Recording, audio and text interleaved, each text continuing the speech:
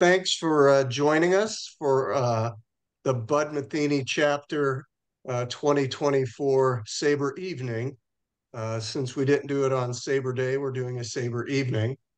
Uh, Tonight we have two folks speaking with us. One is Jason Schwartz, who's going to talk to us about the Saber Baseball Card Research Committee.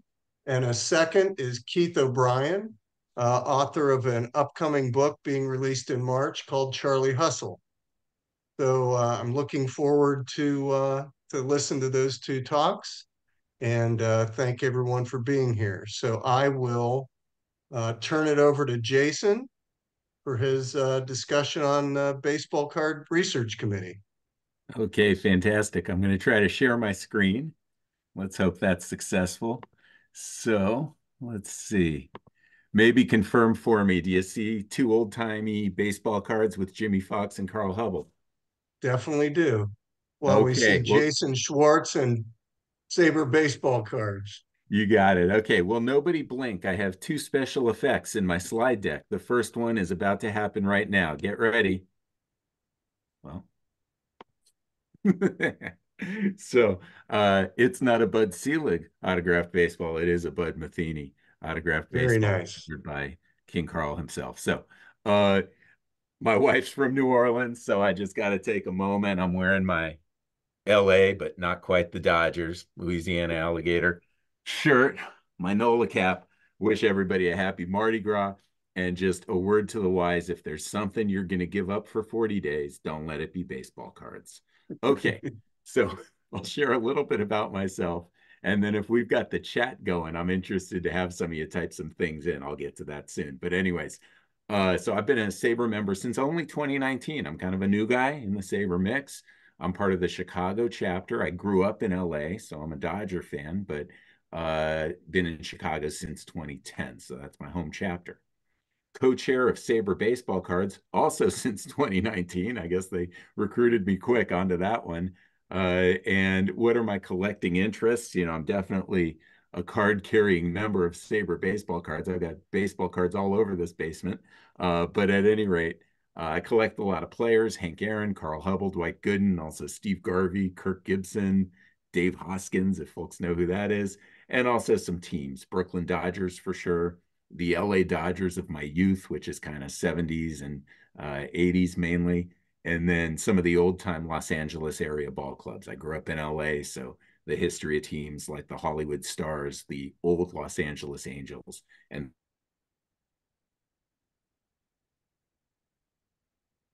for a minute, right? Suspend disbelief. If we can pretend for a minute that baseball card research is a thing, I would say my research interests in the baseball card world gravitate to some sets of the 1930s, especially the old Gowdy sets and Diamond Stars sets. So, what do I have planned for you today? Well, the request was mainly to give you an idea of what kinds of things we do on the Baseball Cards Research Committee and ways that members can get involved. So those are mainly the things I'm going to cover, and we'll just jump in to each. So I'm one of the two co-chairs. I have a co-chair, Nick Vosbrink. He's in Princeton, New Jersey, and is affiliated with the Stangl chapter out in New York City. What are we? I would say we're mainly known by our digital presence, not entirely, but mainly, and that includes social media, blog, in-person stuff a little bit, but mainly social media and blog. And I'm going to differentiate us from most SABR research committees. So sometimes we do what I'll call capital R research, but I would say, unlike a lot of committees that are actively working on big research projects or volumes of publications, we're a little bit more almost like an affinity group, right? We're a subset of SABR composed of people who really enjoy baseball cards and just come up with ways to share our enjoyment. Sometimes that takes the form of research, but sometimes it's hanging out. Sometimes it's just being silly on social media. I'll show you examples of all of this, of course. So that's mainly us, share our knowledge and enjoyment of baseball cards with each other and sometimes with the broader community. One of the things that our research committee does, kind of a nice side effect, and I think a lot of other research committees could say the same, is we actually end up as a conduit for bringing new members into SABR. right? So many baseball fans either are still into baseball cards today, like me, right? Or were really into them as kids and things like that. And they start to see some of our content, maybe on social media, maybe on our Saber Baseball Cards blog. It brings back a certain nostalgia. They get interested and they ask us how can they get more involved with what we're doing. They end up joining Saber. We've got a lot of success stories like that. So I'd say we're definitely a committee that brings a lot of new members into the Saber fold. Uh, Let me just start with our Twitter community because it's our largest. And we still call it Twitter. I know these days it's supposed to be X, so you could go there too if you like. Anyways, we've got about 12,000 members now. And it was funny, the last time a chapter asked me to introduce Saber baseball cards, my slides were from 2019, and this slide said approaching 5,000 members. So, like a lot related to baseball cards, but also related to Saber, there was a lot of growth during the pandemic. So, more than double what we had just 5 years ago. You can find us at Saber BB Cards. We're kind of doing the brevity thing there. So, Saber BB Cards is where you'd find us on Twitter. And it's mainly education, discussion, and fun. So, what does education look like in 240 characters or less? Because we didn't pay for the check mark and the extended ability to go on and on. Fun facts, right? Baseball card fun facts. I'll just give an example. I said I'm kind of a 33 Gaudy guy. So did you know there are two players in the 1933 Gaudy baseball card set who have two cards on two different teams? So, and it turns out, coincidentally, we'll say, that they also have the two highest lifetime batting averages among all players in the set. So it is true. Rogers Hornsby appears early in the set as a player with the Cardinals, later in the set with the St. Louis Browns as their manager. Lefty O'Doul appears early in the set with the Dodgers and appears in the World Series release of the set with the Giants. Hornsby 358, O'Doul 349, two highest lifetime batting averages in the set as well. So we'll put out weird stuff like that. Most of the world would see something like that and say, who cares, right?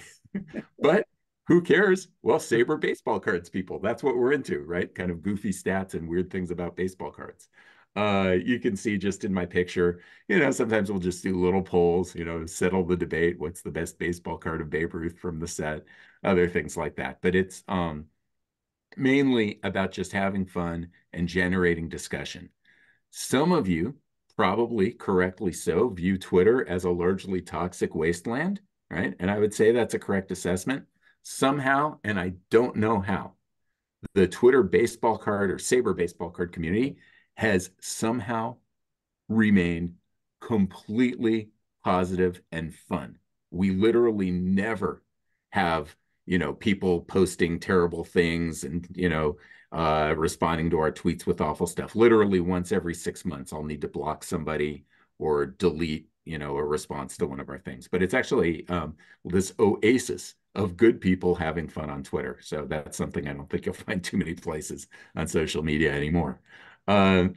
What's the purpose of the blog? Well, besides just creating this community, it's also publicizing some of the work that our members are doing. Maybe somebody's written a post for the Saber Baseball Cards blog, and it's a chance for us to say, hey, everybody, take a look at this new article up on the blog. I mentioned recruitment, right? It's not a hard sell. We're not actively trying to yank people in, but I think discussions that we have under the Saber Baseball Cards umbrella, a lot of times they get in touch with us and ask, hey, how can we get more involved?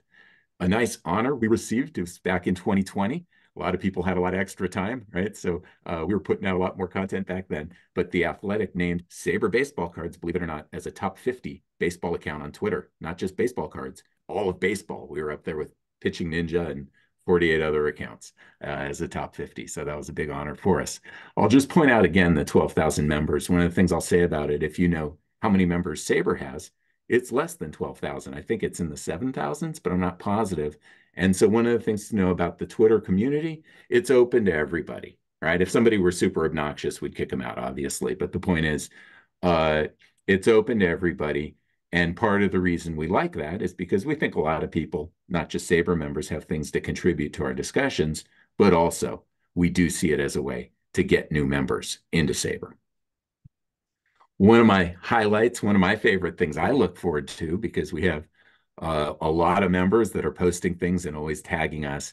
George Bennett from Florida has created this concept called carpet of cards. And in the old days, he would literally lay his baseball cards out on his carpet. And I think now maybe he uses a more, solid surface. But the point is, he'll combine his baseball card collection, which is vast, with little bits of trivia, statistics, etc. So you see here the winningest pitcher for every single franchise, ranked by how many wins they have for the franchise. So Walter Johnson, obviously, first with the Senators, and then at the very, very, very bottom, the Florida Marlins. So fun things like this are the kinds of things you'll see if you follow Saber Baseball Cards on Twitter. We head over to the Facebook group. It's a little bit smaller, but it's still pretty large, right? 2,300 members. It's called Saber Baseball Cards, so we're easy to find, and it does a lot of the same stuff, right? Um, some highlights I enjoy. There's an artist, Arthur Miller, who does a lot of really great work, and some of his art takes the form of custom baseball cards or just paintings that look like baseball cards. He'll post his work with us sometimes. My friend Tim Jenkins, who, by the way, is on the Hall of Very Good podcast this week, talking Seattle Pilots. He tends to do some pretty fun things. And so it was April 30th one year, and he decided, in honor of it almost being May, he would share 9 baseball cards of players whose last name was May. So, fun stuff. Is it capital R research? Not all the time, sometimes, but mostly it's just us having fun, I would say. Now, the blog is where you would find research when we do it. So I'll showcase some of that. But what do we have there? More than 700 articles by more than 50 different SABR members. So that's fantastic. And we would welcome even more authors and articles. And I like to say just about anything goes. Sometimes people say, would it be okay if I wrote about this 1954 dog food set called Red Heart? Well, of course, why not? Um, the one thing we try to avoid is the financial side of the hobby for a couple of reasons. So if somebody came to us and said, could I write an article on the top 10 investments, the top 10 prospects to invest in 2024 tops, we wouldn't be very interested, partly because there's so many publications and outlets that exclusively focus on that content. So there's kind of enough out there without us. But we also like to think that the content we publish will still be relevant and meaningful 10 years or even 20 years from now. And something like that, that's all about how to get rich quick off the 2024 set, has a shelf life that's pretty low, right? Something like that's probably not going to be of interest to posterity. So we try to avoid the money side of the hobby. We could make an exception if there was something really, really good, but generally that's the one thing we avoid. So just to give you an example of kind of a cross between fun and I'll call it lowercase r research. This was one of my favorite articles I did. I don't know if anybody collected 1978 tops out there. For me, that was my first set. That's what helped me fall in love with baseball cards. In fact, I got completely obsessed, and my entire life revolved around baseball cards in 1978 and some more years. I'm not going to tell you just how long that went on, but you can guess it could be into the present. And so, anyways, on the back of those 78 tops cards, one of the things that made them fun, right? You couldn't just get cards of your favorite players, in my case, Steve Garvey from my hometown Dodgers, but the back had a little game you could play against your friends. You can maybe see in the small print on the back of the Steve Garvey, play ball played by two, and an outcome of ground out, right? And so you'd have your stack of cards, your friend would have their stack of cards, and you'd have your inning. Maybe you'd score some runs, maybe you wouldn't. Then it'd be their turn. You do it for 9 innings, you'd see who wins, right? Well, is there anybody crazy enough? Is there some maniac out there that literally went through all 726 cards in the set and tallied up every single outcome on the backs of every cards? On the back of every card? Yeah, me. So this was the basis of one of my articles. These are all the outcomes on the back of the 1978 top set. It does not add up to 726 for a couple of reasons. If you know the set well, some of the cards use that space to give you the rules of the game. And then there were other cards like the World Series specials or the team checklists that simply had a different format on the back and didn't make any room for the play ball game. So if you were to add up these numbers, it wouldn't be 726, but it's still a pretty big number. You can probably see that. There's a little bit of a joke here, so I'm going to challenge you in the chat. I don't know if anybody will have it, but you see the last outcome is one strike ut. Can anybody tell me what that's about? If you've got it, type it in the chat. If not, I'll share it. See if I have any takers. I see. I think when I'm sharing my slides, I might not even see the chat. So at any rate, I'll just share the answer. Maybe somebody already has it. But there was an error card in the set. It was Oakland A's slugger Tony Armas. And for whatever reason, the back of his card didn't say strikeout. It said strike ut. And so, as you can imagine, right, kids would invent their own rules for these situations. Sometimes when I played, the agreement would be if you got it Tony Armas, strike ut, it was like a wild card, right? And you could pick again or do anything you wanted or even count it as a home run. And other times, of course, you know, a more traditional interpretation is you just treat it as a strikeout. Now, a little bit of They trivia would, tonight. Yeah. if they would do this in today's game or maybe 2 years ago game, the ratio of strikeouts, balls, and home runs would be completely different, right? The three true outcomes would be more prominently displayed, I think, on the back of recent cards. You're exactly right. And in fact, I can put a year on this distribution. You're going to see that pretty soon, and it will not be 2023. So a little quirk about this set and many other Topps sets is they would print these big sheets. In this case, I believe it was 121 cards to a sheet, you know, or actually, no, I take it back, 132 cards to a sheet, these sort of 11 by 12 arrays. And that would give them more than the 726 cards they needed. So there'd be certain cards that would be printed twice as often just to fill these extra spots on the sheet. Well, if you're opening packs at random and building up your play ball roster, these double prints are going to sort of count double. So the outcomes I've listed here aren't an accurate reflection of the true distribution out of packs of play ball outcomes. And so, of course, I made adjustments for double prints and ended up with numbers that weren't terribly different. But at any rate, what do we like to do in SABR once we have stuff like this? Well, we put it all together, and this is what we get. It actually ends up, in some ways, looking like a real season, right? 588 at bats. That's kind of a typical number. Now, some other things are pretty ridiculous, a 398 batting average with 43 home runs. But get ready. This is pretty wild, to me anyway. Let's look at Rogers Hornsby, who won the Triple Crown in 1922. He batted 401 with 42 home runs. This guy bats 398 with 43 home runs, right? Within 2%.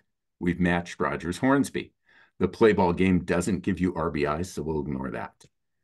Slash line. We've got the 459 on base percentage for Rogers Hornsby, 464 in this game. Super duper close. 722 slugging, super duper close. Look at that OPS, nearly identical. We can keep going. Rogers Hornsby, 148 singles, 1978 Topps, 146. 14 triples apiece, 65 walks, 50 Ks, not terribly different from the 1978 Topps set. And so the conclusion, right, is the closest match to the 1978 Topps set play ball outcomes is Rogers Hornsby's best season, I think anyways, his Triple Crown year of 1922. Total coincidence. I guarantee you there was nobody at Topps trying to manufacture this, but it was just sort of a funny thing that when you added it all up, that's what you got. And what you can imagine, and this matches my memory perfectly, is when I used to play this game with friends, the score would rarely be 2-1 or 3-0, right? We would have these ridiculous scores like 13-11. And now you can see why, because the typical batter in your lineup was Rogers Hornsby, not just having a typical Rogers Hornsby year, but having literally one of the best offensive seasons in baseball history. Imagine an entire lineup of those guys, and that was play ball played by two. So if anybody wants, I have a Google sheet with all the raw data, so you can do analyses and you can actually figure out, because sometimes the way we played is I'd be the Dodgers and a friend would be the Angels, right? You can figure out which teams, right, have the best stats if you're playing a team against another team. At any rate, enough about that. That was one of my favorite articles for the blog, was tallying up all these play ball outcomes and finding a comp for them. But what would I write about if I were you? If you said, I want to write for the SABR Baseball Cards blog, but you already took my idea. I wanted to write about the 1978 Topps play ball played by two game.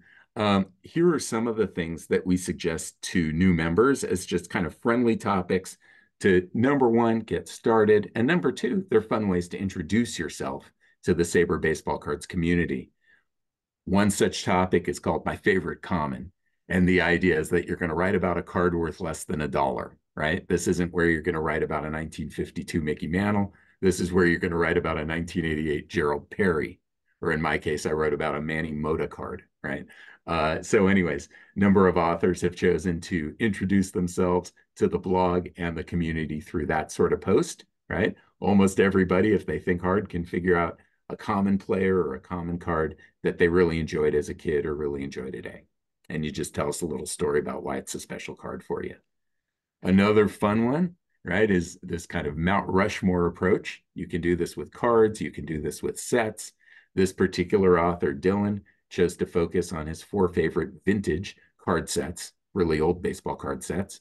Other authors might choose to focus on modern, right? Somebody else might say, my 4 favorite Cubs team sets, right? And of course, somebody could just say my 4 favorite baseball cards, right? So there are a lot of different approaches with Mount Rushmore. You can do almost anything you want. But again, a great way to introduce yourself to the community. And there's not a lot of writer's block here because we're sort of giving you a topic that people enjoy reading about. And once you've got that topic, it almost writes itself. Another approach, right?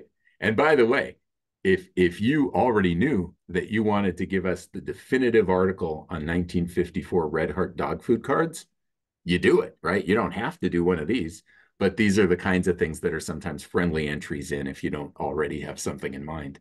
So another thing we do sometimes is we just interview somebody. This was an interview I did.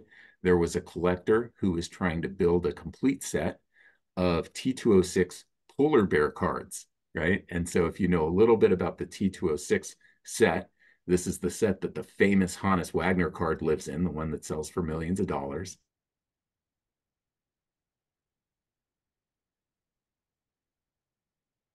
Flip them over, you'll see advertisements for one of 2 brands of tobacco at the time, Piedmont or Sweet Caporal. Those are the 2 most common. Polar is what we would call an off back or a rare back, right? A more rare back than the 2 common ones. So finding polar bear cards of just about anybody is not so easy. Now imagine collecting the entire set that way. Well, that's quite an endeavor. The good news is that out of the 524 cards in the set, only 250 were made with polar bear backs. And so Christopher here was trying to collect all 250. I'd been following his chase for over a year and caught up with him when he was at something like 244 out of 250, interviewed him about his collecting journey and about the set in general. And I'm happy to say a couple months ago, he completed the set. I think it was a Ty Cobb card that put him over the top. So he now has all 250. And if you're ever at a card show and you see a guy literally who has T206 cards front and back with polar bear backs tattooed up and down both arms, guarantee you it's him. So you can say, hey, Chris, what's going on? He's the guy. He literally has tattooed his favorite polar bear back cards onto both arms. So, right, we talk about the right to bear arms, I suppose, but what about the right to polar bear arms? Well, that's what Chris is pursuing. Okay, I have 2 animations and 1 bad joke. There went my bad joke. What else do we do with SABR baseball cards? We do have some in-person meetups. We don't have something like a national SABR baseball cards convention or gathering, right? But we tend to piggyback off other things that are already going on. And whoever can make it, makes it, and that's awesome. So for example, some of you maybe have visited the Hall of Fame in the last 5 years and you saw a new exhibit called Shoebox Treasures, focused on baseball cards. Opening weekend was in May 2019. About 10 of us from all over the place. I came from Chicago. Mark Armour, board of directors president, flew in from Oregon. A bunch of us got together And we're there for opening day of this exhibit. In the bottom right corner, you can see a few of these folks on Jeff Katz's porch. If you know Jeff Katz, former Cooperstown mayor, he hosted the pizza party after. Mark is the guy on the far left. Just to next to him is Tom Schieber, senior curator at the Hall of Fame, who joined us as well. So good time. Where am I? I'm holding the camera, so you don't see me there. The National. So the biggest card show in the country, if not the world, I suppose, is called the National.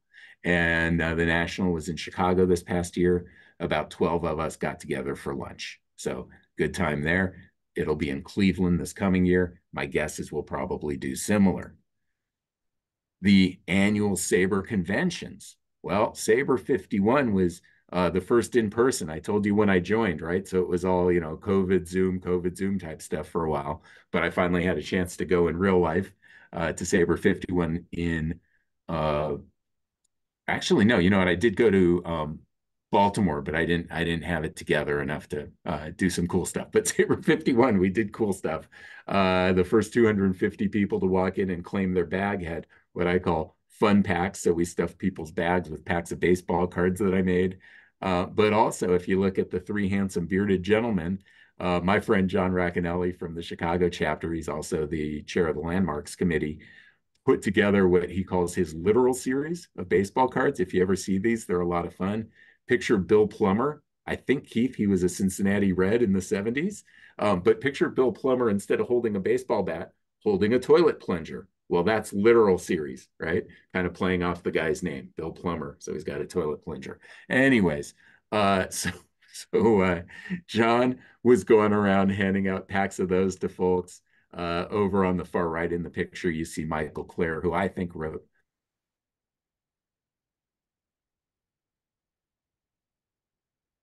was Baseball in Bhutan. Really amazing photographs if you haven't seen that. And then in the middle, a Chicago local legend, Chris Kampka, who is one of SABR's top trivia people and feeds information to Jason Benetti and Steve Stone on the White Sox broadcast. So good time there. We also had a gigantic pack night. More on that later. Something that literally just started coming together today. So again, we kind of piggyback off things that are happening in the world. The Atlanta History Center, starting April 9th, will have a Hank Aaron exhibition, right? Kind of timed with the anniversary of the home run record. And that'll run through just after the All-Star game next year. So already a few members got in touch about, hey, should we go to this together? Should we go to the Braves game on the 8th and get the free Hank Aaron bobblehead, et cetera, right? So it looks like there's going to be a happening in early April in Atlanta. Now, the National's the biggest card show, but just a couple weeks ago, I drove with a few of the SABR Chicago crew up to Wisconsin for a pretty fun card show. The Rocky Mountain chapter in Denver, Greg Petty, I'll give a lot of credit to, he's one of their members, started a local card group within the chapter. And this is something that you could do in Metheny if you've got a number of collectors, right? It's not to compete against your normal programming, but the idea is if you've got 5 or 6 or 10 or 15 folks that really like baseball cards, right? Just assembling them, and they might go out for pizza, have a guest speaker, go out for pizza and do a little show and tell with their favorite cards, trade some cards, open some packs, anything goes. They're having a lot of fun doing that in Denver. I think they do it maybe every 2 months, something like that. They got in touch with me for advice. They're like, Jason, here's our idea. We were thinking of doing this, and this. What do you think? Well, they were all good ideas. I was like, yeah, that sounds awesome. Go for it. And they've been having a lot of success. So if this chapter, for instance, said, hey, we wouldn't mind a little baseball card subgroup or something like that, you could certainly reach out to me for a little bit of help getting that started. But mainly, I'd say this. If somebody in the chapter really wants that to happen, don't wait for someone else to start it. Just get it going, right? Publicize it in the newsletter, put out a group email to the chapter.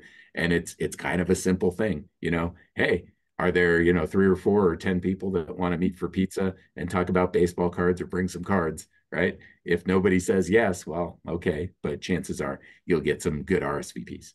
What else? What else does SABR baseball cards do in person? Pack nights. I just hosted pack night at my place this last Saturday, and I'm still finding the scraps all over my basement and other parts of the house. That's just one of our little pranks we do at the end is hide the cards we don't want at the host's house. But at any rate, what's pack night? Well, it's kind of like a local card group. It's just having people over, opening packs over pizza and beer or pizza and soda or whatever. And one of the things that I think a lot of people discover through pack nights is if you loved opening packs as a kid, you're probably going to love opening packs today. For some reason, there's a thrill there that doesn't seem to diminish over time. And so, anyways, we just love it, right? We don't get rich off the cards we're opening in these packs by any means, but we sure have a lot of fun. Okay, few other things. I want to make sure I leave some time for questions, so I could go on and on and on and on, but let's move to virtual events. During the pandemic, I think we were actually the first to host a sort of national, Zoom.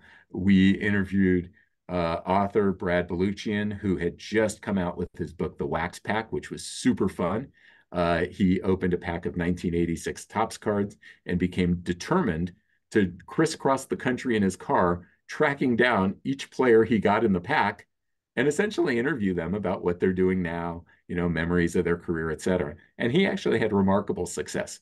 He had substantive positive encounters with just about everybody out of his pack. I think maybe Vince Coleman was the only failure or something like that. So anyways, that was our first of many virtual Zooms.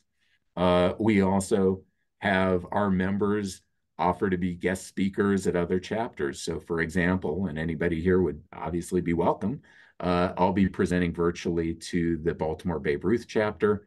Again, timed with the anniversary of Hank Aaron's home run record. I'll be a month early, but Hank Aaron, Babe Ruth, and the collectibles of baseball's greatest records. I'm really excited for that. We've had numerous guest speakers for these kinds of things. But another thing we've done a few times, and folks have loved it. In fact, Mark Armour just called me yesterday and said, Jason, when can we do the next one of these member Zooms? Is literally no guest speaker, no agenda. You just put out a call to SABR Baseball Cards members. Hey, we're getting together on Zoom. And it's really just a hangout, right? It's a hangout, and maybe somebody's like, hey, check out the new card I just got, but it's a lot of time.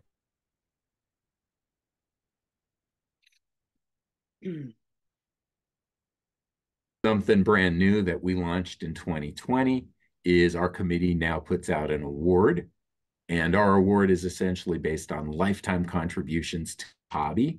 So I'll just highlight some of the folks. If anybody from the 1970s or 80s remembers collecting TCMA cards, here's Mike Ehrenstein, who put the MA in TCMA. He was our first award winner, holding his trophy. Topps photographer Doug McWilliams. He's a member of our Bay Area Lefty O'Doul chapter out in California. He was our 2021 winner. A very famous name in the hobby, Jim Beckett of Beckett Monthly fame, but many other things, the whole Beckett trading card empire. He was our 2022 champ. And then 2023 was a little bit of an oddball. The biographical committee would not be pleased with us on this particular award. I'm joking a little, but some of you perhaps enjoyed, right?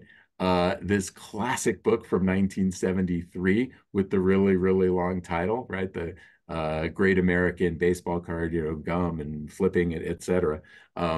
Book. So anyways, author Fred Harris received our 2023 award, as did his co-author Brendan Boyd Maybe. And I say maybe because a requirement for this award is that the recipient be living, at least at the time of their nomination. And it turns out we could not figure out if Brendan Boyd was still alive. Fred had lost touch with him. We put out our feelers across the baseball card community, and I had a few people email me, and they said, oh, unfortunately, Brendan passed away. And I had a few people email me, and they said, oh, yeah, Brendan's alive and well. Well, we could never get to the bottom of it. We could never figure it out. And so we did name him a co-recipient of the award, but we couldn't find him for the Zoom. And he may or may not have cheated in winning the award, right? As a dead person, winning our award is cheating, but, we didn't catch him. Anyways, if any of you know where he is, let me know.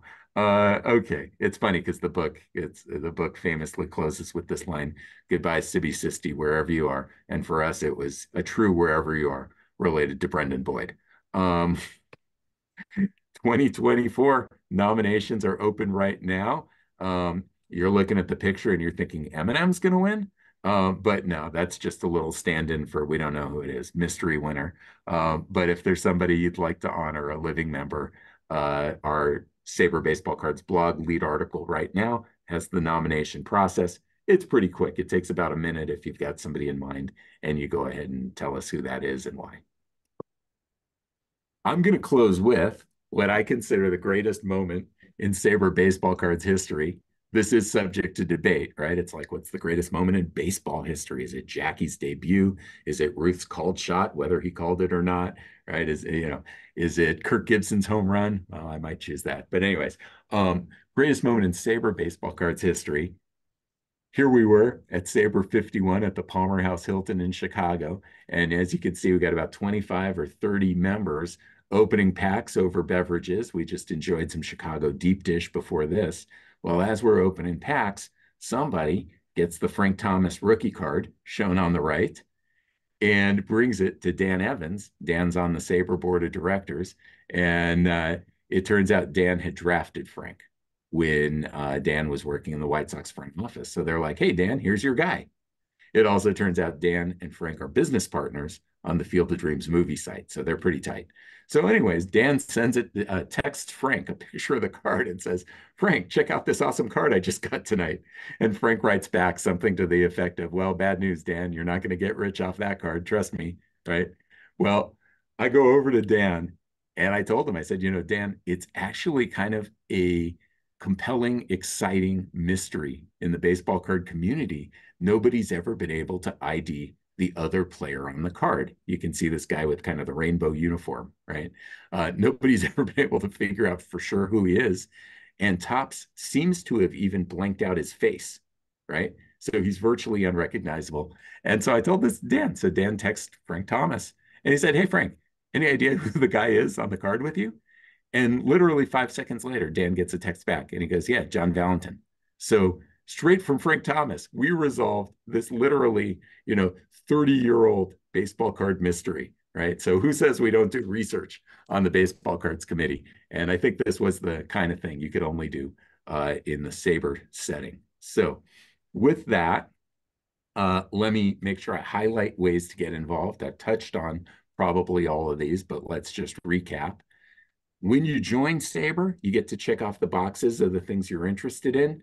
But don't worry, if you didn't check off baseball cards, you can go back into your profile and check us off. And then you'll get our emails and things like that. You'll kind of be on our mailing list. We've got the social media communities on Twitter, Facebook. We're not on TikTok because we don't have any dance moves, unfortunately, but Facebook and Twitter. You can subscribe to the Baseball Cards blog to get our articles as soon as they come out. Better yet, you can write for the Baseball Cards blog, and I'm happy to get you started if you're interested. You could start a local baseball cards group in Virginia, right? Kind of a subgroup of the Metheny chapter. Somebody could host a pack night. That's a lot of fun. I'm happy to, give some tips there. And then sometimes I get asked about projects, right? Because I've differentiated us a little. We're kind of more a group that has fun and writes the occasional article than a group that's really committed to cranking out research or getting our articles published in serious journals, right? It's just kind of by nature a little bit different from a lot of other Saber research committees. Occasionally, somebody will say, I have this great idea for a project. Jason, would you be able to catalog every non-US baseball card food issue from before 1970? And the only problem with the suggestion, which is why it never happens, is because it essentially gets assigned to me. And I'm a dad, I'm a husband, I've got a full-time job, and I kind of have all my nerdy stuff I'm already doing. So I can't really do it, right? And so I would say there are a lot of cool projects out there. A lot of times members think of them, but I would say if you propose a project, propose something that you are prepared to lead, right? Or kind of recruit somebody to lead it with you. And if you say, hey, this is something we would like to do under the Saber Baseball Cards umbrella, can you help us by putting the word out to members and maybe helping us recruit some other interested people? We're all about that, right? So as long as it's not, Jason, can you do this, right? But Jason, can you put the word out that we want to do this? That works too. So with that, I'm going to say thank you. I promised you 2 animations. Do not take your eye off the ball. Get ready. That's all I got. Okay, so with that, I'll stop the share, and I think we've got maybe 5, 6 minutes for questions if that works. Jason, excellent conversation. That was awesome. Anybody have any other questions for Jason? Hey, Drew. Jason, Go ahead, man. I have a question about. I've been a card collector for many years since my son was, 12 years old. I'm 77 now, and so Okay, I've been collecting since 1987. And then I nice. did as a kid. It was the 57 tops, series that got me involved in card collecting initially. So I've Beautiful. had a big collection. I've sold most of it, and so on, but I still have a collection of my favorite players, favorite cards, and things like that. I'm not certain my son or my grandson or my son-in-law are interested in inheriting my collection. Is there an opportunity to donate a collection, like that? I probably have about 5,000 cards left. I got a card for every person in the Hall of Fame. Wow. Not their expensive cards, but reprints and things like that. Sure. Is there a way that I could donate it or leave something in my will about it? Yeah. So excellent question. And 57, that's a favorite set of mine. So yeah, I would say, Ray, on one level, if you were to just, send SABR headquarters a giant box of baseball cards, they're not quite equipped for that. Right. However, I'm in the same boat as you. I asked my son one time, what would you do with all my baseball cards if I died? And he said, burn the Dodgers, sell the rest. So I'm like, oh, okay, never mind. I'm not leaving them to Jaden. No thanks. But anyways, uh, one of the things, it's funny, a Zoom that I've got planned and we still need to put a date on it is, a lot of times folks with collections and they're trying to figure out, hey, what's going to happen to these after I'm gone or after I no longer really want them anymore. A lot of times if it's a collection with a lot of old cards and Hall of Famers, there are some auction houses that are, very interested. We've got a member, Al Crisafulli, who runs Love of the Game Auctions, which I consider a very high integrity auction house and easy to deal with. If it was something like you connected with him and said, hey, listen, at some point, I'm gonna give these to you guys to auction off, and I'd like the proceeds to go to SABR or, No. or to your kids, right? Because Yeah. maybe they don't want the cards, they'd want the money. That's one of the things we're going to try to host a Zoom on because it's one of the most common questions we get is, hey, what are the ways to kind of do something with these cards, either, now in the near future or after I'm gone? Because, I know, for instance, my wife doesn't want to wake up one day and there's a basement full of cards and she doesn't really know, what's the Bobby Rose worth 3 cents. Sorry, I've overpriced it. And what's the card that you wouldn't want to throw away, for instance. So I'd say more on that. But if you wanted to send me an email, and I'll put my email in the chat. I could try to follow up a little more specifically in your case. But yeah, perfect. What else? I just Russell? wanted to piggyback on what Jason was saying about the membership of the SABR baseball cards. That's really what drew me into the group as well. Jason is being modest because he's done so much for the community, for our the card community, and gotten money to for certain donations for card art that he does. So he's contributed to players who have certain. I'm at a loss for words here, Jason. But if folks went on to his blog site, they could see where if they make donations, that the proceeds go to different resources for Dave Parker's Parkinson's and Kirk Gibson and some of the players who have not, don't have help me out, Jason. Yeah, you're too kind. Yeah, Russ is one of my favorite members. He has an insane Carlton Fisk Boston Red Sox collection, and just a lot of other cool stuff. But no, it's true. During the pandemic, I started making art pieces out of old baseball cards, and then I would just put them online and say, if you want to donate $30 to the Josh Gibson Foundation, it's yours, And so I actually didn't collect any money personally. I didn't even handle it. People just made donations to what I thought were some good organizations. And during the pandemic, we raised almost $25,000 with Wow. these kind of glittery baseball card pieces. If you have a great memory, you remember that Mardi Gras slide had a very sparkly looking melot with a fleur-de-lis and all that. So that's an example of the kind of stuff I was doing. And no, I appreciate it, Russ. We definitely raised some good money, and I'll be back in action soon. I actually had some difficulty with my eye. I just had my final eye surgery today, right?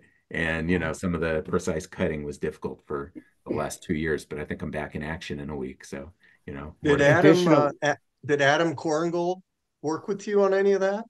He was, I don't want to take too much credit, but I'll say as I was kind of doing my thing, a lot of other people said, hey, I kind of like this idea of doing baseball card themed art. And so Adam got started with a very different approach. He was doing, painting with actual paint. I was more of a collage guy with glitter Right. paper and cutting up cards. Adam was doing paintings, and a lot of his paintings would work in data visualization, which Hmm. is kind of his professional specialty. So he did some super cool stuff. And I believe his work was just on the cover of Saber's Baseball and the Arts Journal, Turnstile, I think.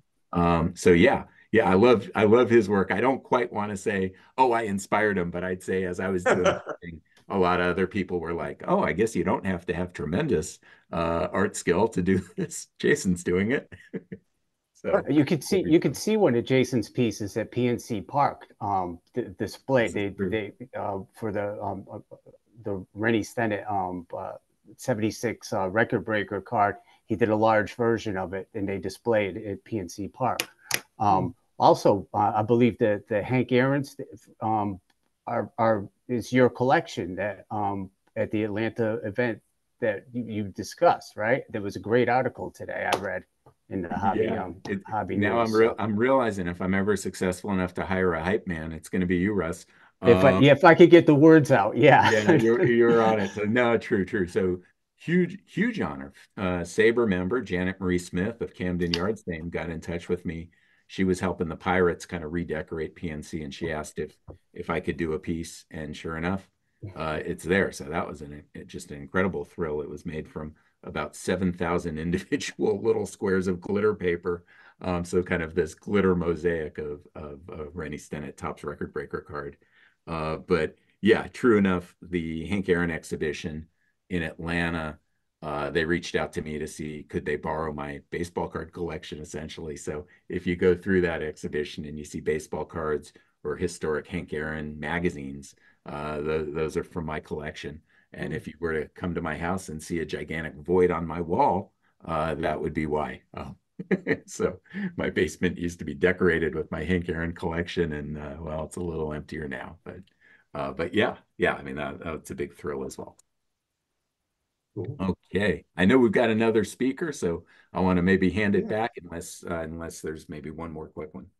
Yeah. Does anybody have one more question? Then we'll turn it over to Keith. No? Jason, thank you very much. Wonderful ideas and good luck growing the community and with your art. Fantastic. Well, I'm going to stay on and hear about Charlie Hustle, but thanks for having me.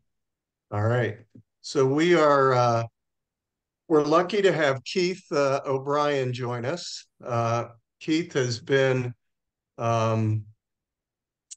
well, he's got a new book coming out in March about Pete Rose titled Charlie Hustle.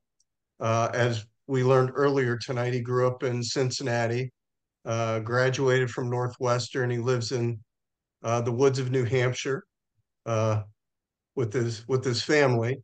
He has been published in many different places: Washington Post, New York Times, USA Today, Politico, among other areas. He's also had radio stories that have been on NPR's All Things Considered. So I would like to turn it over to Keith to tell us more about his book, Charlie Hustle. Well, thanks so much for that intro, and thank you all for coming tonight. Jason, it was a pleasure to listen to your story and your passion, and I think that's one thing that brings us all together here is our passion for baseball. I do want to talk about my book. I'm going to try to share my screen here just to show you a few things, and then let's see here. I'll share this here. Let's see here. This will work. Not as proficient at Zooms as Jason is, I think. Let's see, multiple persons. For some reason, when I'm clicking share, Andrew, it's not allowing me to do it. Do you know why that would be? If you click, let me make sure you're a co-host. If you click on the green arrow. Yep, I'm doing that, yeah.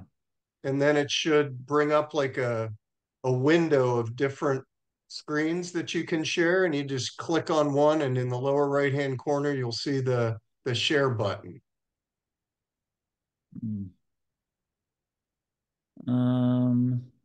Got it. Hold on.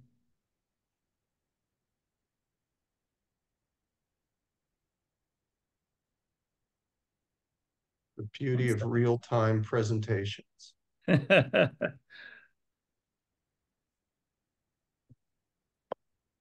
see if this works. All right.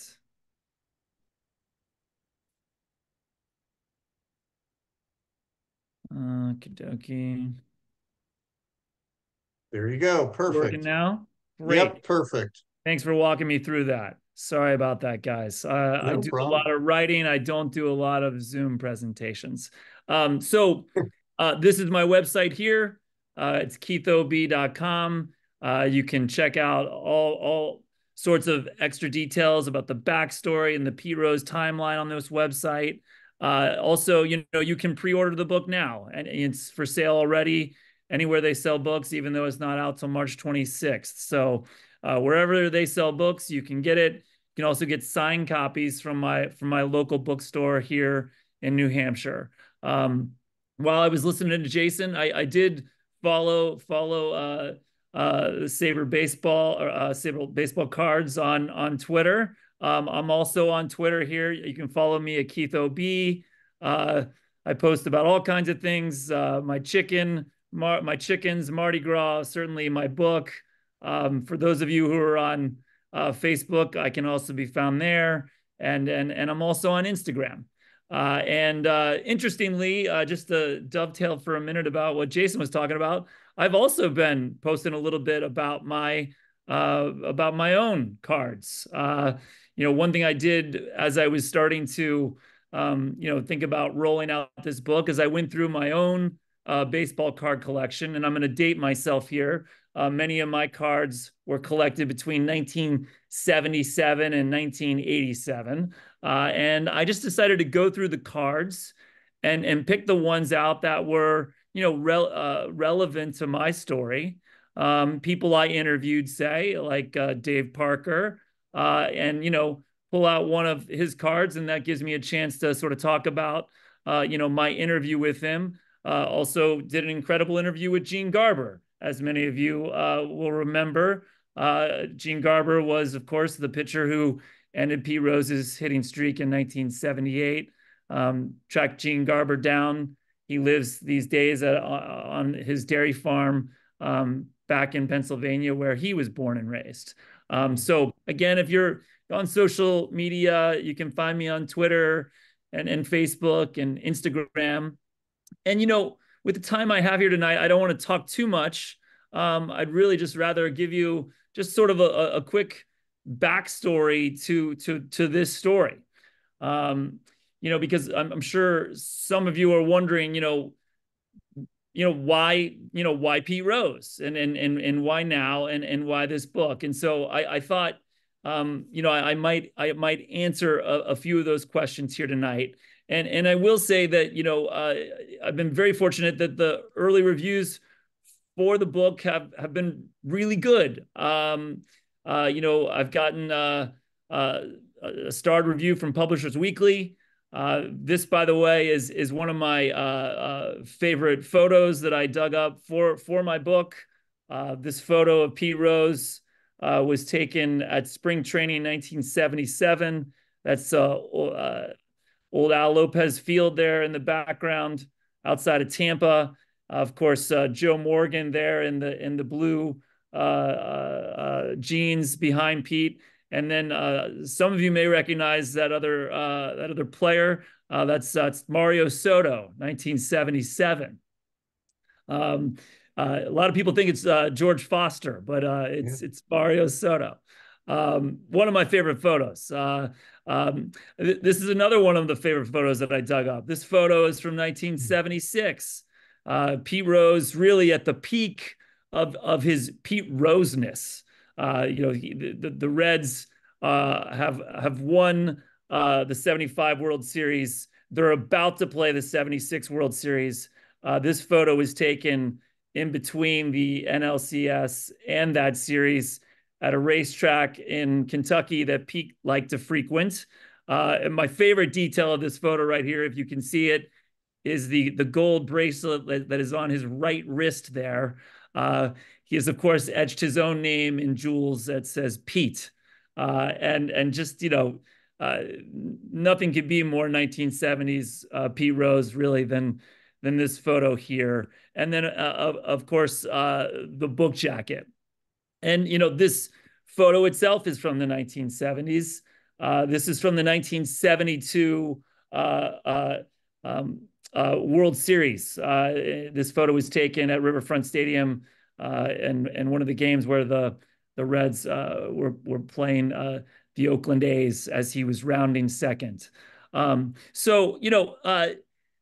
Maybe let's start with those key questions. Why Pete Rose? Why now? Why this book?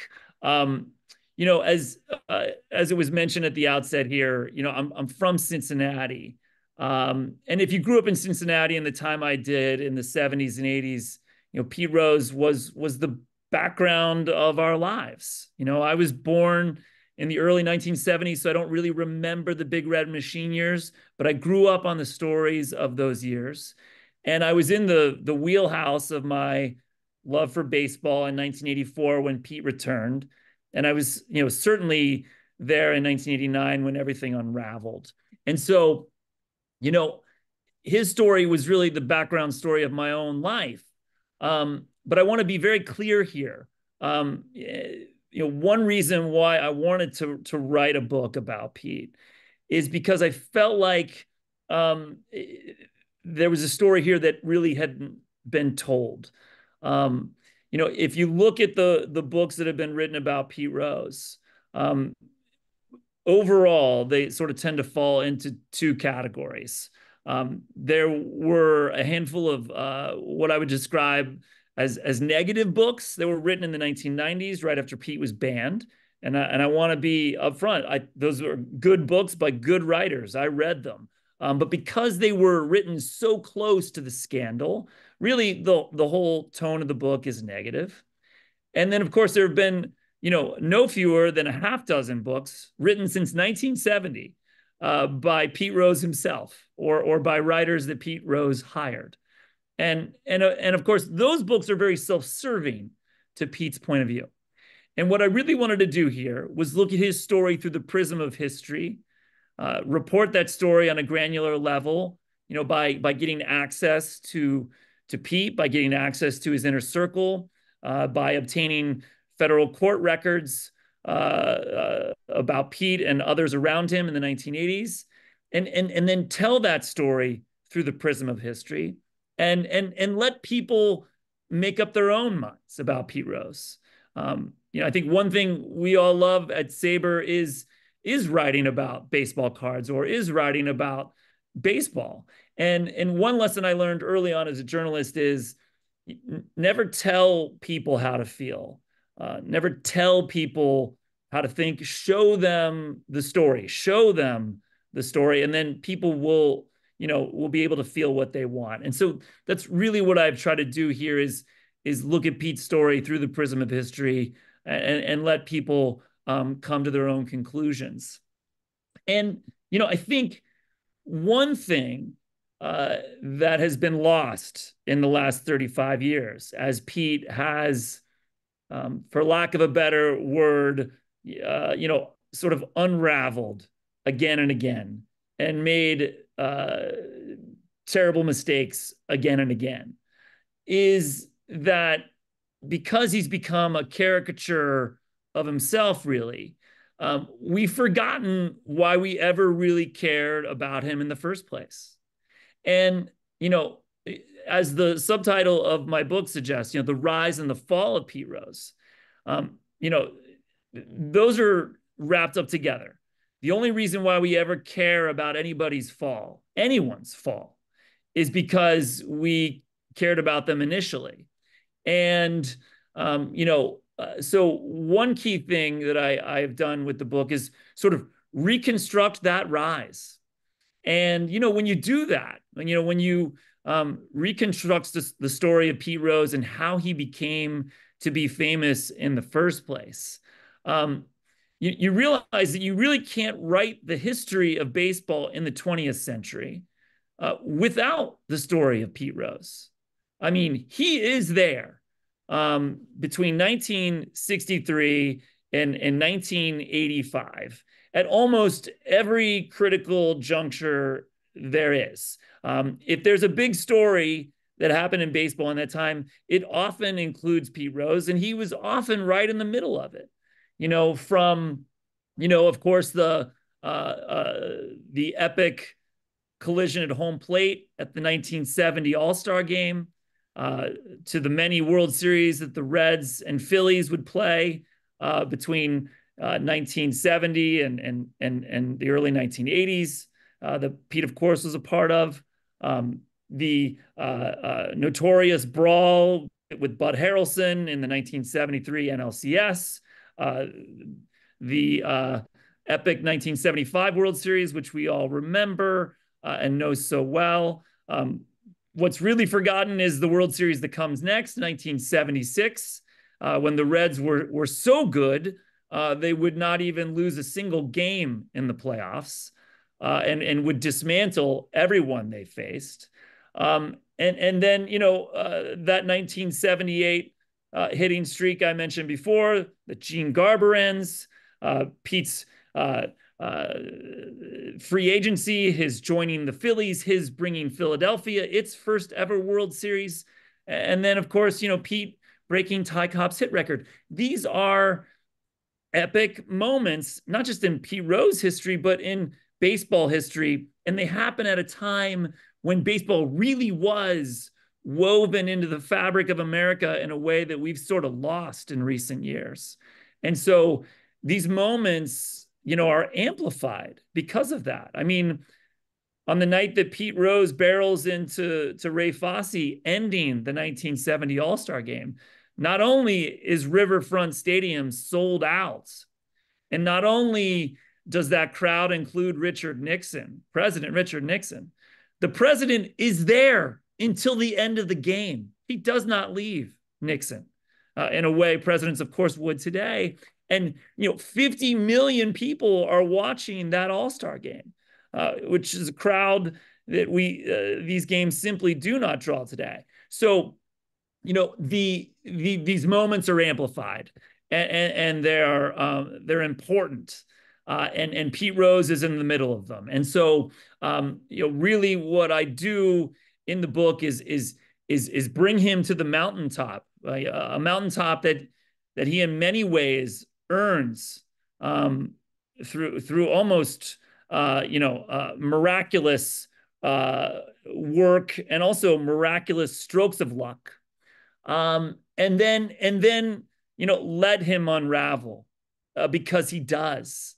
And, it's remarkable, when you get inside the story to see that, at the time when Pete is having some of his greatest success on the field, he is beginning to unravel in spectacular ways off of it.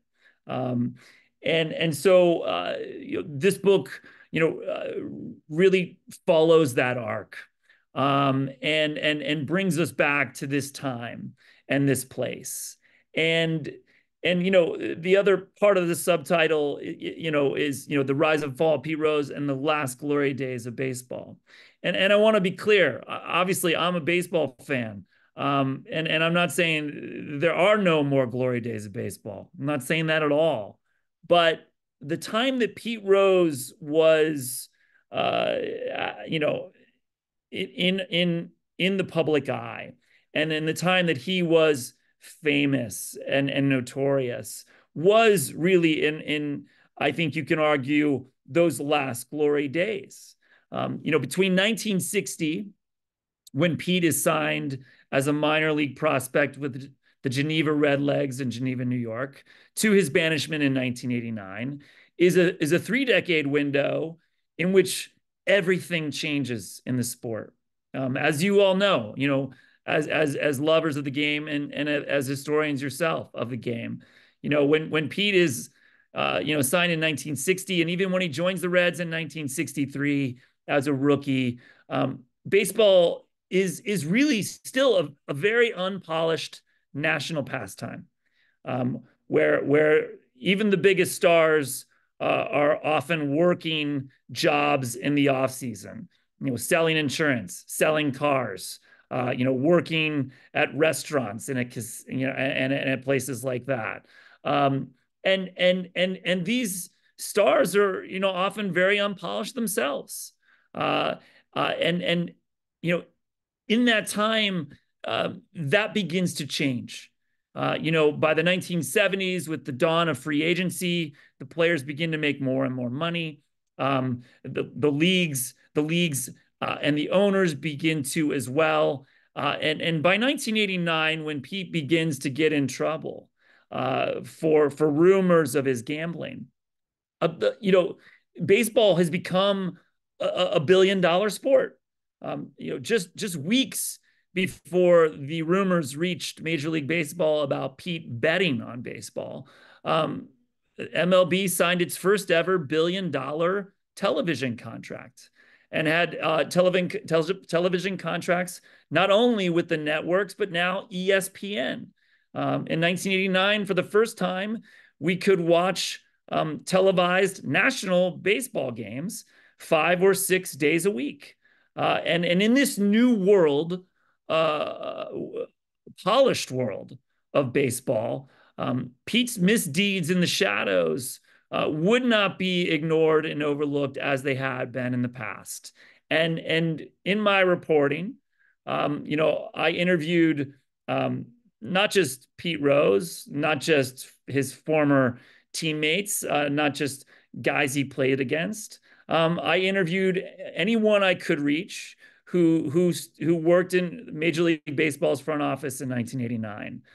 Obviously, as we all know, Bart Giamatti isn't around to be interviewed. But I did interview Fay Vincent, who wasn't just his deputy commissioner, but his good friend. I did interview John Dowd and John Dowd's entire team of investigators, which also included Major League Baseball's head of security, Kevin Hallinan.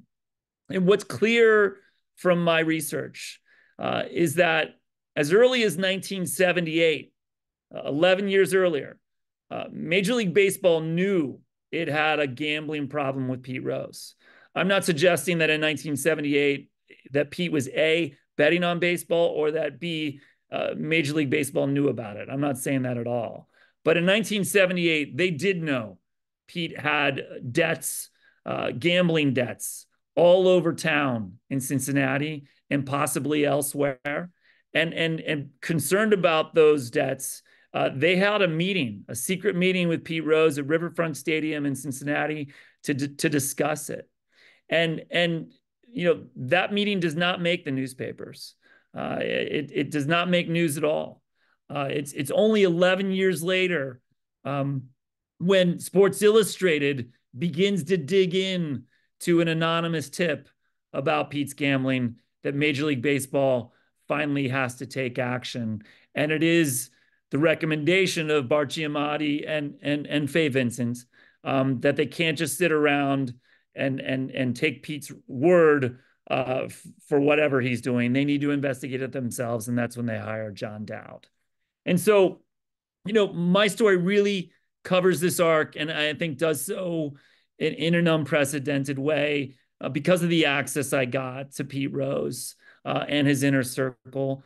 And, you know, because I feel like, you know, Pete Rose is a great conversation. I don't want to take up too much more of everyone's time. I think it'd be fun to have a robust debate and conversation about him. But I guess in closing, I'll say this, because I know it's a question that I will get, and certainly one that people have, is, you know, what should we do with Pete in the Hall of Fame?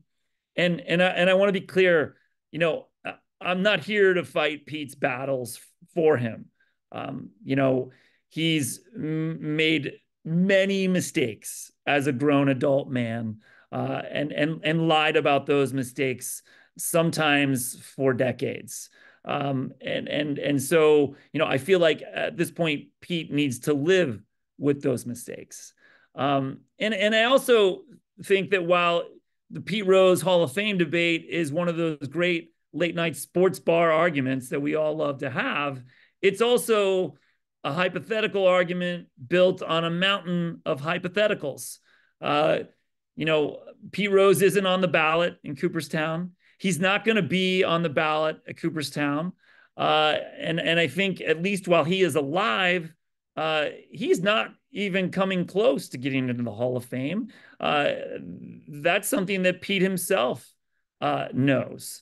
I think a more interesting debate and conversation is a larger philosophical one about how we celebrate athletes in this country.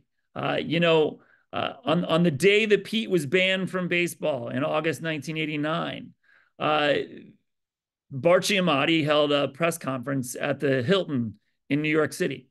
And it was on live television. Every network, ESPN, CNN, breaks in on a Friday morning to carry this press conference live.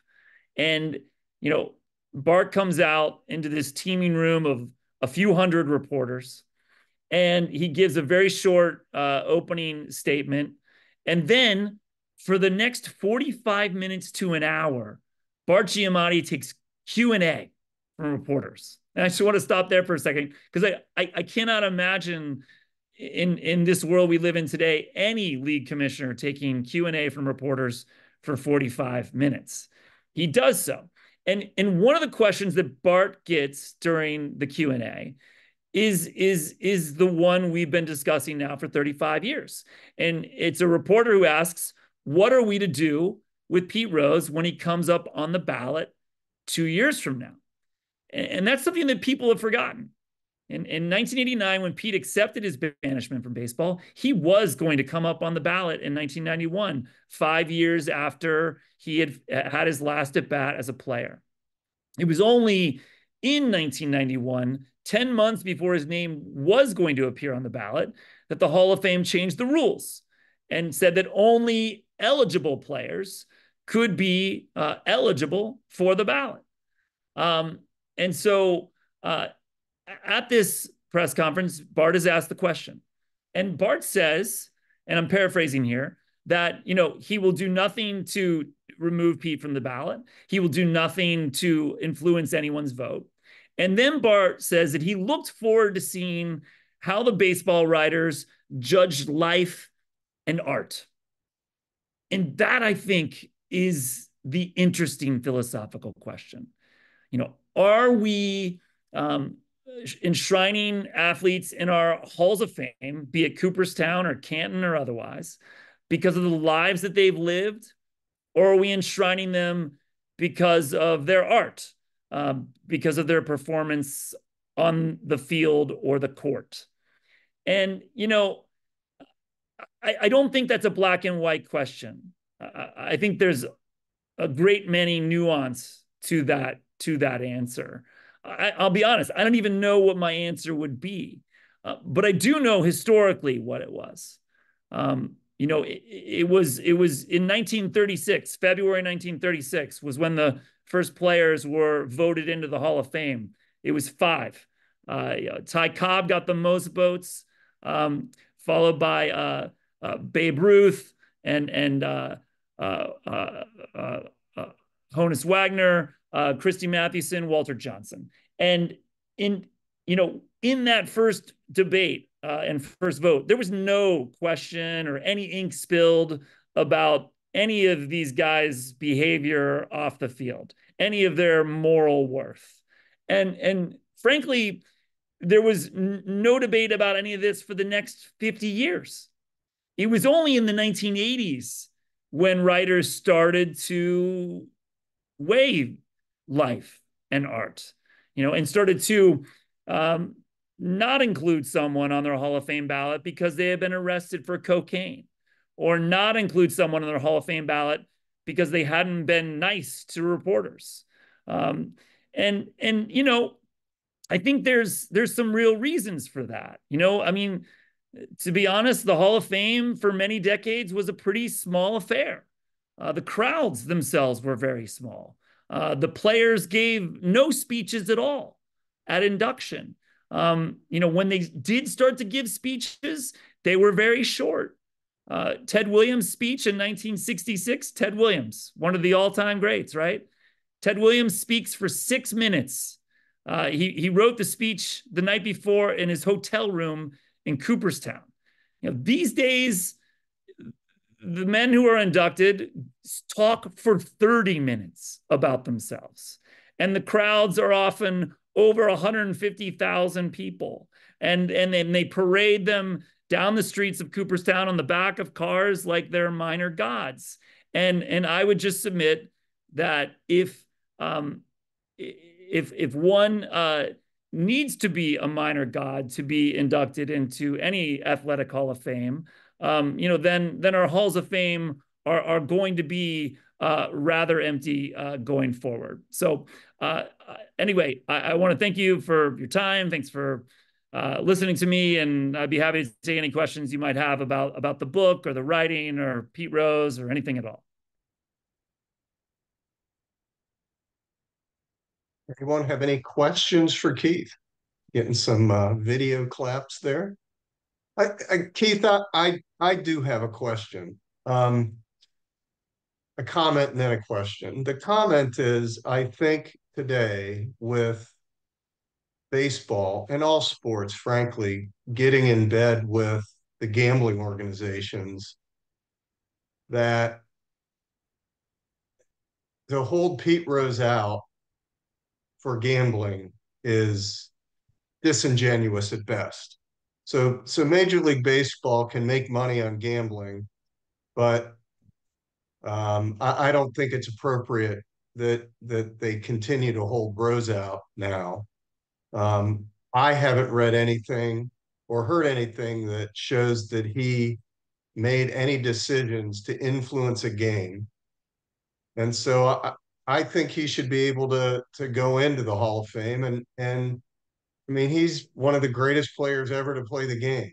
You may not like him. He was definitely a jerk, but for all intents and purposes, the guy busted his butt and did nothing but try to win, both as a manager and as a player. So I think it's disingenuous in today's times, now that Major League Baseball is taking money at the trough of all the legalized sports betting. My question is, what was Pete's character flaw that you can ascertain that caused him all this grief? Mm. I mean, what was it? Was he just a narcissist? I mean, just can you make any? I don't claim to think you're a psychologist or psychiatrist, but what was it that was his downfall as a person?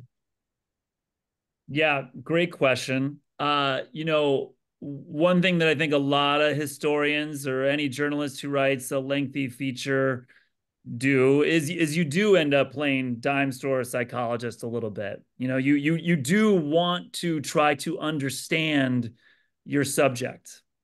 And a lot of the questions I had for Pete, of course, we spent a lot of time talking about, the Ray Fosse collision or his childhood or his rookie year or whatever. But inevitably, we did need to talk about, when did you start betting and why? And who was your first bookie?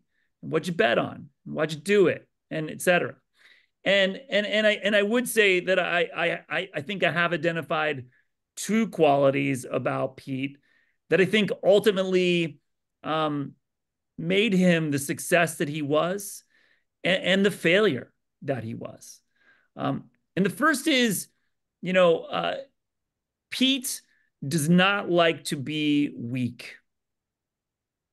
He was raised by a man who his father, who he loves and will say was his greatest hero.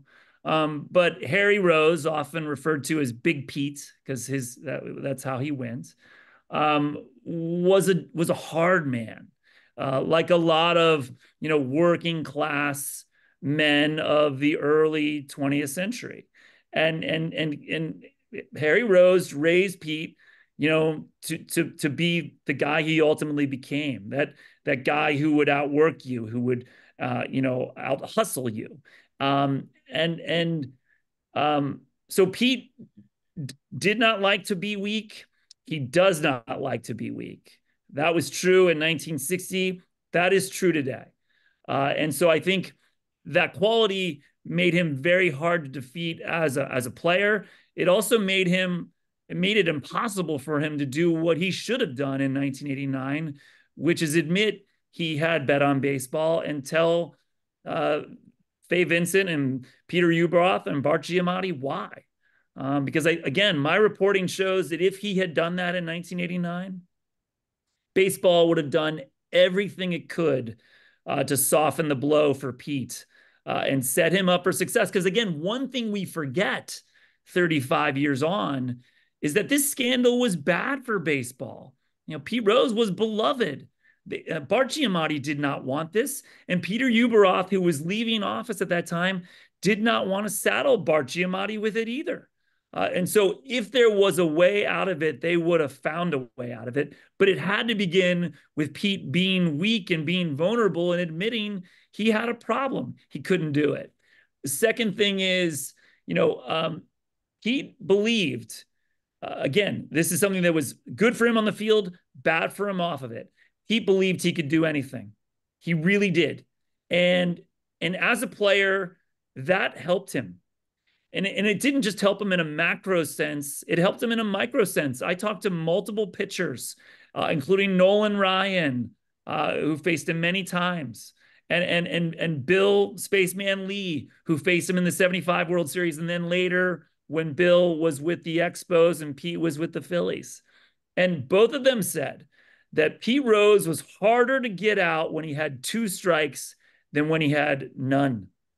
And it was because when he had 2 strikes, he would bear down and he would choke up and he'd foul it off. He'd foul it off, fight it off, punch it off, look for any kind of hit. And so that unwillingness to fail on the field made him, I think, in many ways, the success that he was. But his belief that he could do anything off the field, his belief that he could not fail off the field, ultimately contributed to his unraveling without question. I'd see there, Tony, you got your hand up, and Jason, you got your hand up. Tony, you want to go? Yeah, thank you. I find Fay Vincent a fascinating individual for his contributions to baseball. Could you tell us about your interview with him, please? Fay was great. I interviewed him many times. We did 3 lengthy interviews. But then anytime I had a little follow-up question, anytime I wanted to confirm something, anytime I needed to double check something, I could call Faye and he would pick right up. He's one of the smartest men I've ever met. Just so smart, so insightful. Obviously a historian of the game, and really, so critical to this story because, again, Faye wasn't just Bart's deputy. He had been brought in to be Bart's deputy because he was Bart's friend. And Bart wanted someone he could trust at his side and someone who brought qualities to the table that Bart himself didn't have. As we all know, Bart was, a Renaissance scholar at Yale and had been president of Yale, which of course is a very big job. But Bart was not a businessman. Bart was not a lawyer. He didn't understand the intricacies of any of that. And Faye Vincent had done all of that. He was corporate counsel for Columbia Pictures and Coca-Cola and a former, defense attorney and prosecutor. Faye Vincent had this breadth of knowledge and experience that Bart didn't have. And so he was an amazing person to interview, and really, had insights on this entire narrative that were critical. And getting back to something Andrew was saying before, Faye Vincent is very concerned about the path that we are on in this country with legalized gambling. He believes that sooner or later there will be another Pete Rose, and more corruption, and that it's only a matter of time. I don't know that he'll be right. I don't know. The truth is, no one knows because we've never done this before. We've never engaged in this particular experiment before. And so, when you talk to folks at Major League Baseball, or you talk to anyone at any of the other major leagues, NBA, NFL, et cetera, they will say, well, we're more protected now from gambling problems than we were before.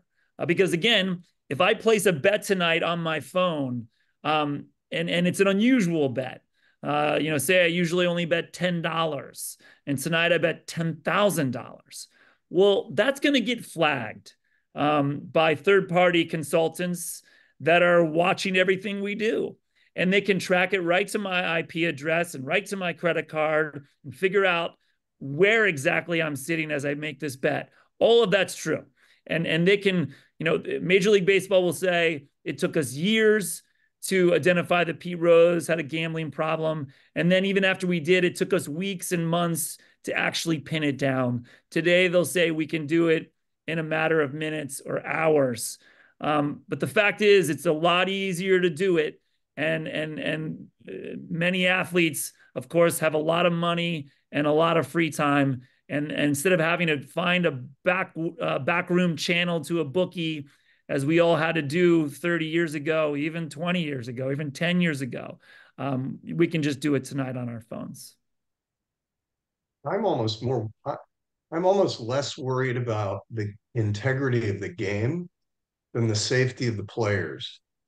There's so many mental health issues in our country that I worry that somebody's going to lose money because guy misses a free throw, makes a stupid foul at the end of a game, fumbles a football, right? That there's going to be a physical, injury to someone because of somebody who gambled on a game. That's more my concern than the integrity, because I think what you say is all true and what they tell you is all true, but I worry about the safety of the players versus the integrity of the game. And I can tell you that many people within the game have those concerns as well, and that some college coaches have already aired it out loud. Because after a game, something happens, like you say, and then people go on social media ranting about it. And yeah, again, we've never engaged in this experiment before. We're all in on it now, and no one knows where it's headed. Yeah, Jason, you have your hand up.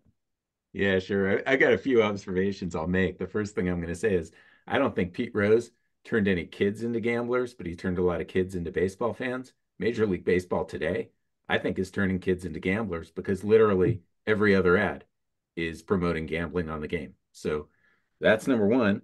Number two, I'll just point out what I think is kind of a funny coincidence, which is as the Pete Rose information was coming to light, the two biggest baseball movies pretty much right then were 8 Men Out in 88, Field of Dreams in 89, right? Bringing forward Joe Jackson, the Black Sox scandal, gambling, everything like that. So probably coincidental, but it was just kind of eerie timing.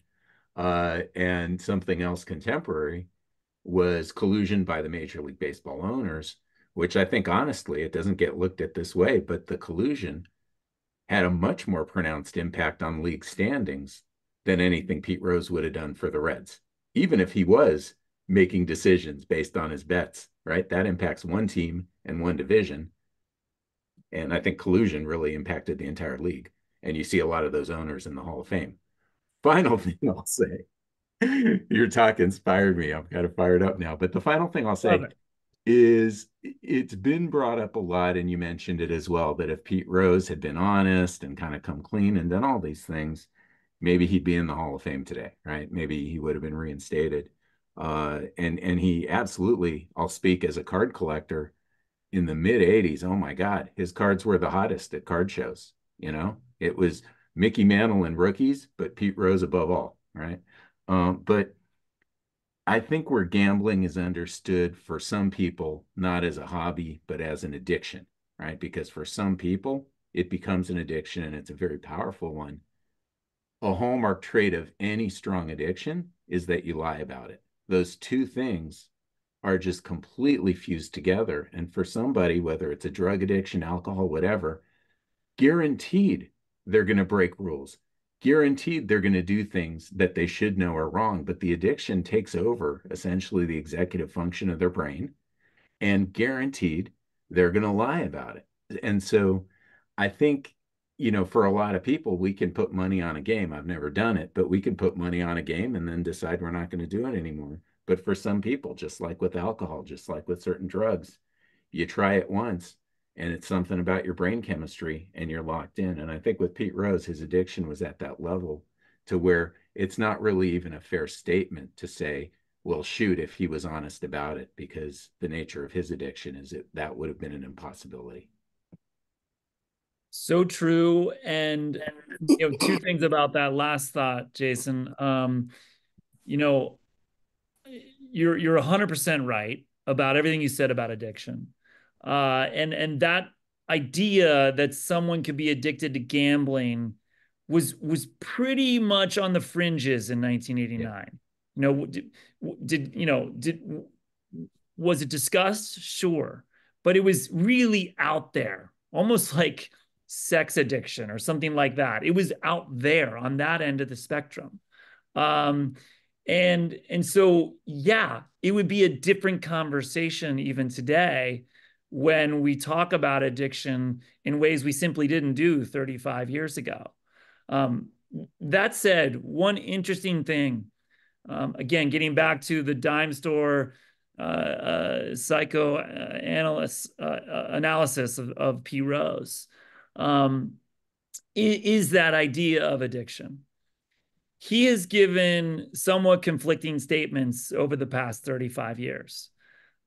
You know, initially he denied even betting on anything or having an addiction to anything, you know, as he's banned and he accepts his banishment. In 1990, just months after that, he is, you know, charged in federal court for tax evasion, which is, by the way, how they get every small-time mobster in America, right? And big-time mobsters too. And Pete was winning and losing lots of money in lots of ways, and of course, not claiming most of that. And, you know, at his federal sentencing, you know, he does say that he's addicted and that he's going to get help. And briefly, he does do that. He does go to a handful of group counseling sessions. He does even talk about that at one point, on a talk show in 1990, 1991.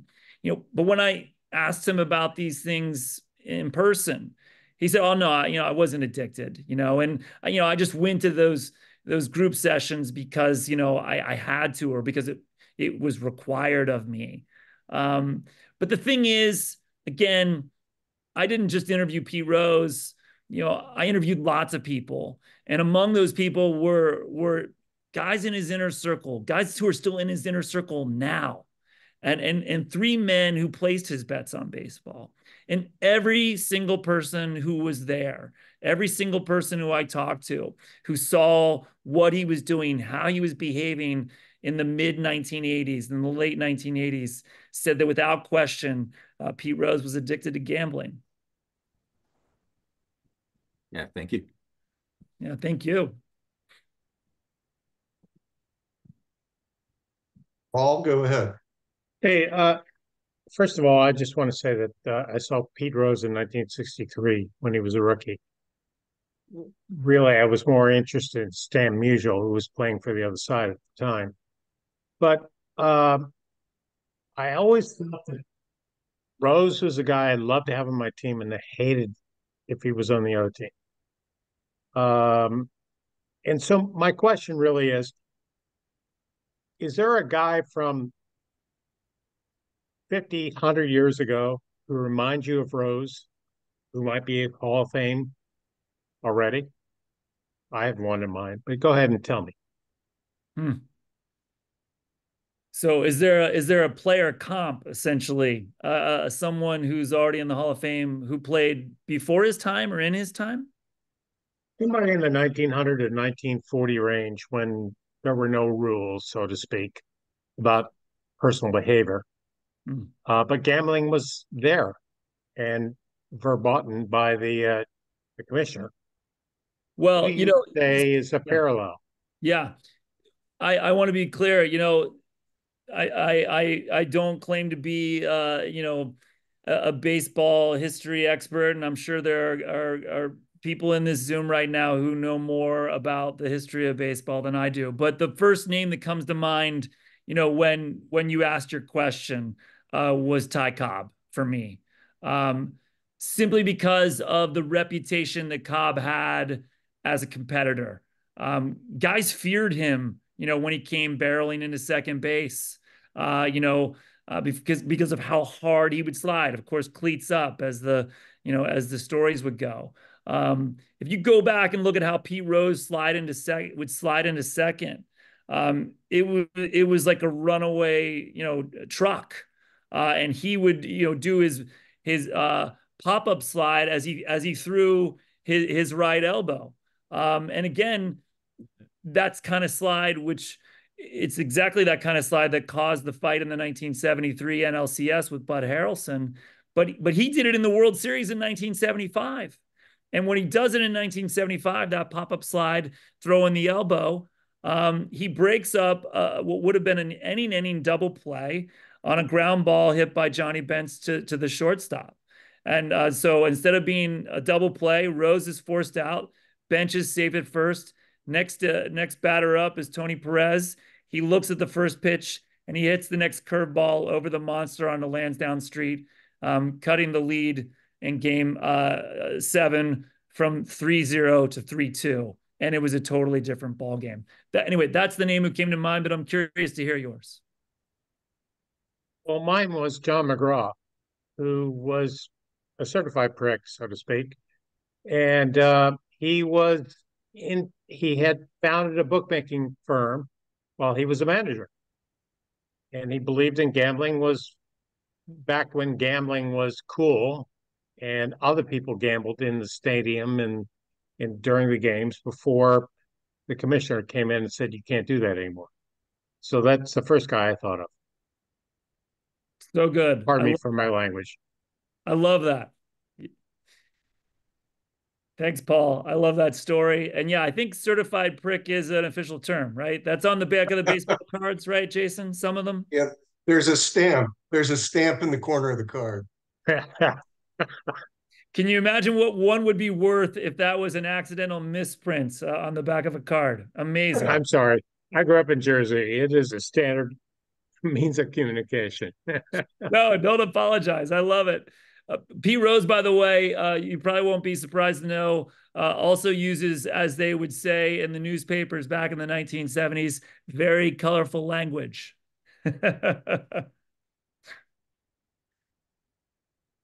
Anybody else have any questions for Keith? No, Keith, thank you so much. Very interesting. What, Paul? You're on mute. Here we go. Yep. One more. If Pete had been a nice guy like Cal Ripken or Kirby Puckett, would he be still in, even though he didn't confess to everything? So this is an interesting question because to use sort of a parallel argument, I think that's true if you look at steroids and rumors of steroid use. I have it on good source from people who know that there are guys in the Hall of Fame right now who use steroids and benefited off of it. And there are guys that we have kept out of the Hall of Fame because we suspect they used steroids and they didn't. And so with that in mind, I would argue yes. If Pete was a nicer person, a more gracious person, I do believe he'd be in a different place today, and most likely in the Hall of Fame. But a more gracious person and a nicer person would have ultimately apologized, would have ultimately come clean. And I think one thing you can't underestimate is the size of Pete's lies. It wasn't just that he didn't tell Giamatti and Fay Vincent and Uberat the truth when he was called in February 1989. It wasn't just that he refused to admit to the truth throughout the rest of 1989. It was what he would do for the next 15 years. I mean, he continued to say he didn't bet on baseball. And that lie hurt lots of people. It hurt Bart Giamatti. It hurt his legacy. It hurt Major League Baseball. It hurt the Cincinnati Reds. It hurt Cincinnati. It hurt the guys in Pete's inner circle, some of whom went to prison protecting Pete Rose.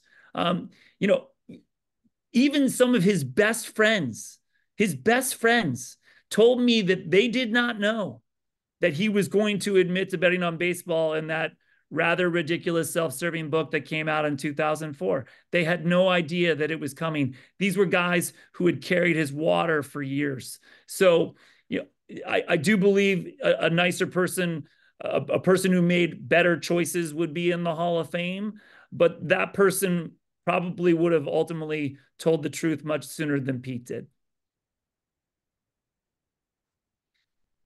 Good answer. Well, thank you. Excellent. Of course. Yeah. I love these questions. So great. It's so good to be with all of you tonight. I really do appreciate it. I do want to say in closing, if you, the book's out on March 26th, but pre-orders are available now. If you do pre-order the book, please email me through my website and I will send you, I'll send you a signed book plate so you can get a book plate to put in it. And I will send you a Pete Rose bookmark here, your very own Charlie Hustle bookmark, which you can use for your book or any book for that matter. And you can always read your books with Pete Rose, which will be a rather ironic experience, I would imagine. I'll use it to mark my DraftKings spot on the. Yes, exactly. Yeah. You can just put it on the fridge, and just wake up to 1977 Pete Rose toasting you. I do love the hair.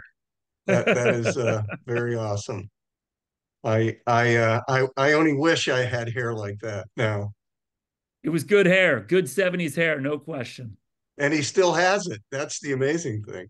Yeah, he's starting to lose it just like everybody else. But that's why he always wears that white Cincinnati Reds hat you see him with. Yeah. Well, Keith, thank you. That was very, very entertaining and very informative. So I appreciate you joining us tonight for our My talk. pleasure. A couple of housekeeping items for folks. If you want a printed copy of the SABR Baseball Journal, you need to go in and subscribe. So I just want to remind everybody to do that, because if not, you'll get it digital. And if you do subscribe, there's a nominal fee for them to mail it. So don't forget to do that if you want the hard copy. Early registration for SABR 52 has opened up in Minnesota. It's $265, I believe, until June 7th. And then it goes up to $295. Our next meeting is March 12th, where Paul Allen is going to join us, and he's going to talk about the Negro Leagues in his book, Bright Lights and Black Stars. So I will send out a registration for that here in the next week or so. So I want to thank everybody for joining us tonight for our SABR evening. And thank you for staying a little later, Keith, past 9:30. So everybody, good night. And hopefully your baseball teams will sign some players here in the next 4 weeks, because there's a lot still out there. Take care. Everybody. Good job.